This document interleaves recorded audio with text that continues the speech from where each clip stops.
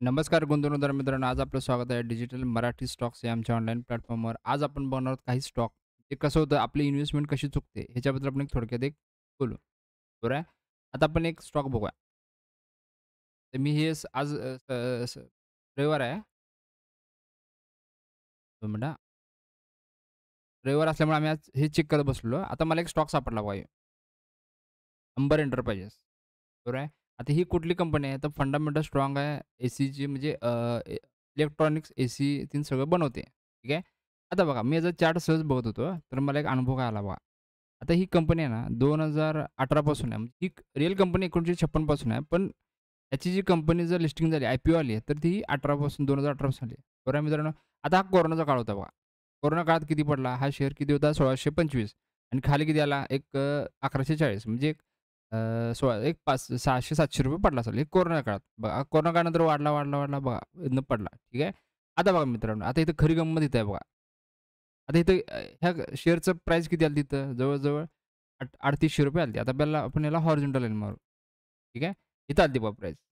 आपण याला horizontal line म्हणजे रेट किती चालू होता? एक 3700-3800 रेट चालू होता त्याचा. ठीक आहे. आता बघा मित्रांनो, मग हा खाली पडला किती तर? आता हे बघा जवळ-जवळ करूया आपण. बघा, आता मित्रांनो मला सांगा 3800 वरनं शेअर जवळ-जवळ 1800च्या आसपास येतो किंवा ह्या रेंजला येतो 2200, 2000 तर किती तुमचं नुकसान झालं असेल बघा. आता तुम्ही काय ते इन्व्हेस्टमेंट केलं नाही सोडा, तरी पण हे अंबर एंटरप्राइज शेअरचं YouTubeवर, Instagramवर, Facebookवर लय म्हणजे चर्चा चालू होती. आता मला सांगा तुमचं जर इथं होल्डिंग असतं, तुम्ही इथं घेतलं असता लाँग टर्मच्या हिशोबानं आणि तुमची इन्व्हेस्टमेंट बदाबद खाली आली समजा 50% तर आपलं माइंडसेट कसं होतं सांगा बरं? आता कोरोना काळात एवढा पडला नाही, तर हे आता इथं पडलाय. मग एक इन्व्हेस्टर लोकांसाठी धोकाच आहे ना, बरोबर आहे. तर अशा शेअरमध्ये शक्यतो न इन्व्हेस्टमेंट केलेलं बरं. कारण कसं होतं बघा, हे सरळ-सरळ धोका दिल्यासारखं आहे बघा. ते 1800 वरून 3800 वरून डायरेक्ट तुमचं 1800.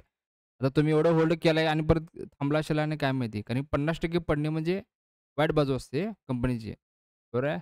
तर अशा कंपनीनं न केलेलं बरं. कारण इन्व्हेस्टर लोकांसाठी एवढा पण धोका आपल्याला नको. हे बघा, झुलता पूल आहे बघा सगळा. खाली येऊन परत वर गेला. आता तुम्ही एवढं पण नाही की हुशार इथनं पडला की एवढी इन्व्हेस्टमेंट लॉसमध्ये 50% डाऊन हे कोण बघू शकत नाही मित्रांनो. तुम्ही तर बाहेर पडला असाल. तुम्ही बाहेर पडला ह्या शेअर वाढला असाल. बरं आहे. त्यामुळे कुणाच्या कॉल टिपवर तुम्ही बघत जाऊ नका. आता असंच एक शेअर आहे बघा आय-पी-एल. आय-पी-एल नावाचं एक शेअर आहे. पेस्टिसाइड ते ॲग्रो केमिकलची हे आहे. ठीक आहे. तर हे बघा 21 पासून जवळ-जवळ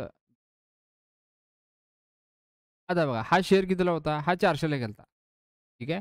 आता 400 वरून तो जवळ-जवळ 200 वर आला. म्हणजे 50% डाउन. आता तुमच्या आपल्या इन्व्हेस्टर लोकांची सायकॉलॉजी कशी असते? म्हणजे 50% डाउन झाला की ते परत 50% ला येतोच. पण मित्रांनो हे असले शेअर परत येत नाहीत. कारण कसं असते हे जे फंडामेंटल स्ट्राँग आहे. पण एवढे 50% पडल्यावर तुम्ही असल्या शेअरमध्ये बाय न केलेलं बरं. आता ही कंपनी चांगल्या आहे. दोन्ही पण कंपन्या चांगल्या आहेत. पण आपण YouTubeवर, Instagramवर अभ्यास न करता कसं पण शेअर घेतो हे चुकीचं आहे. इन्व्हेस्टमेंट करणे एक स्किल आहे. मग ती स्किल आपल्याला यायलाच पाहिजे. स्किल काय फक्त ट्रेडिंगसाठी नाही. तुम्ही इन्व्हेस्टमेंटला म्हणजे अव्हरेज करणे, योग्य टायमाला बाय करणे, कसं इन्व्हेस्टमेंट करायचं, किती शेअर घ्यायचं, हे एक प्रकारचं शिकावं लागतं. तर असो, तुम्ही Instagram, YouTube, Telegram हे चॅनल टिप घेऊन कुठलाही शेअर बाय करू नका. कॅन्डल रीडिंग यायला पाहिजे, फंडामेंटल एनालिसिस यायला पाहिजे. त्यावेळेस तुम्ही एक बिनधास्तपणे शेअर लाँग टर्मसाठी घेऊ शकता. बरं आहे मित्रांनो. ठीक आहे, आजच्यासाठी एवढंच. म्हणजे सांगण्याचा उद्देश काय 50% पडल्यावर तुम्ही घेऊ नका. अंबर एंटरप्राइजेसनं कसं इन्व्हेस्टर लोकांना धोका दिला. आता तुम्ही पण यात जर ट्रॅप झाला, तर अवघडच आहे मित्रांनो. बरं आहे, मग लाँग टर्मचा विश्वास कसा ठेवायचा? आता काही जण वाटतं ट्रेडिंगमध्ये 99% लॉस करतात. पण इन्व्हेस्टिंगला पण लॉस करतातच मित्रांनो. आता हे बघा ना हे स्टॉक. ठीक आहे मित्रांनो. असो, धन्यवाद.